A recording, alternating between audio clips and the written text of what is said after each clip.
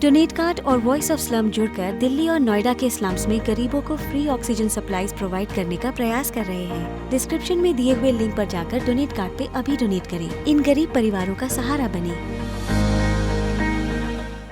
उत्तर प्रदेश में इस वक्त एक सबसे बड़ी सियासी चर्चा चल रही है और वो ये कि केशव मौर्य को एक बार फिर उत्तर प्रदेश में बीजेपी के प्रदेश अध्यक्ष की कमान सौंपी जा सकती है, यानी कि वो दोबारा से बीजेपी के प्रदेश अध्यक्ष बनाए जा सकते हैं और उनके नेतृत्व में यानी प्रदेश अध्यक्ष रहते हुए ही बीजेपी चुनाव में जाएगी। ये चर्चा काफी तेज है और इस चर्चा के पीछे भी एक बड़ी वजह है।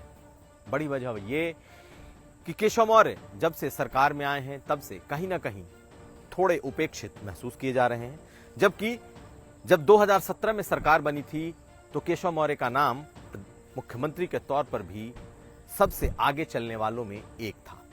लेकिन 4 सालों से वो डिप्टी सीएम है और अब जबकि 2022 के चुनाव सर पर हैं, वो धड़ा, वो वोट बैंक जिसने बीजेपी को जीत दिलाई थी, यानी कि ओबीसी का जो वोट बैंक है, वो कहीं ना कहीं इस वक्त नाराज दिखाई भी देता है। तो क्या उसे साधने के लिए एक बार फिर बीजेपी ये ट्रम्प कार्ड चल सकती है? ये सवाल बड़ा है। लेकिन इस सवाल के साथ साथ ये भी जुड़ा है कि शायद बीजेपी ये ट्रम्प कार्ड चल दे। हालांकि स्वतंत्र देव सिंह खुद पिछड़ी जाति से आते हैं और वो इस वक्त बीजेपी के प्रदेश अध्यक्ष हैं।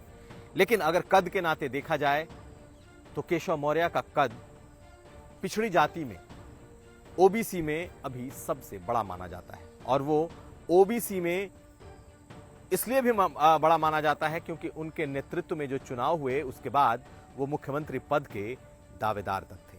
हालांकि मुख्यमंत्री की कुर्सी नहीं मिली, लेकिन नंबर 2 की कुर्सी उन्हें जरूर दी गई थी। योगी आदित्यनाथ से भी अगर बात की जाए तो उनके जो सियासी संबंध हैं बहुत मधुर नहीं रहे। हालांकि डिप्टी सीएम हैं, सरकार में हैं और सरकार के नाते वो योगी आदित्यनाथ के मंत्रिमंडल में डिप्टी सीएम बने हुए हैं।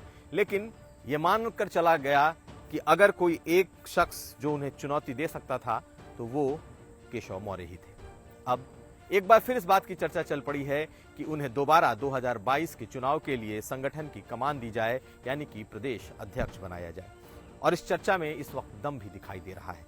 दूसरी तमाम जो दल हैं उन्होंने अपना पूरा फोकस ओबीसी पर कर रखा है, चाहे कांग्रेस हो चाहे समाजवादी पार्टी हो, और सबको यही लगता है कि वो वोट बैंक जो कभी उनके सत्ता के लिए जीत का आधार होता था वो पूरी तरीके से बीजेपी के साथ जा चुका है। और ये फैक्ट है, ये सच्चाई है कि अगर माइनस यादव वोट बैंक की बात की जाए तो बीजेपी ने इस 45% वोट बैंक पर लगभग अपना कब्जा कर रखा था।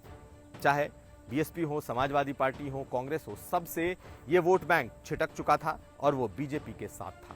लेकिन पिछले कुछ दिनों में, महीनों में या कुछ सालों में अगर बीजेपी के प्रति नाराजगी पनपी है, अगर पंचायत चुनाव में बीजेपी की स्थिति अच्छी नहीं हुई और समाजवादी पार्टी ने उसे हराया है या समाजवादी पार्टी उससे कहीं आगे आई है, तो एक असंतोष जरूर ओबीसी के भीतर पनपा है और बीजेपी उसे एड्रेस करना चाहती है। बीजेपी को लगता है कि अगर दोबारा से ओबीसी चेहरे पर दांव लगाया जाए चुनाव को लेकर तो एक बार फिर उस नाराजगी को दूर किया जा सकता है। हालांकि केशव मौर्य ने आज जब बीएल संतोष से मुलाकात की तो उन्होंने 2 बातें बड़ी साफ कह दी। एक तो ये कि 2017 के परफॉर्मेंस को बीजेपी दोहराएगी, 300 पार जाएगी, और साथ साथ ये भी कह दिया कि प्रदेश अध्यक्ष अच्छा काम कर रहे हैं और उनके साथ हम लोग चलेंगे। यानी कि एक तरीके से उन्होंने इस थ्योरी को खारिज कर दिया, लेकिन सब जानते हैं कि जिस थ्योरी को खारिज किया जाता है दरअसल सियासत में वही असली थ्योरी होती है।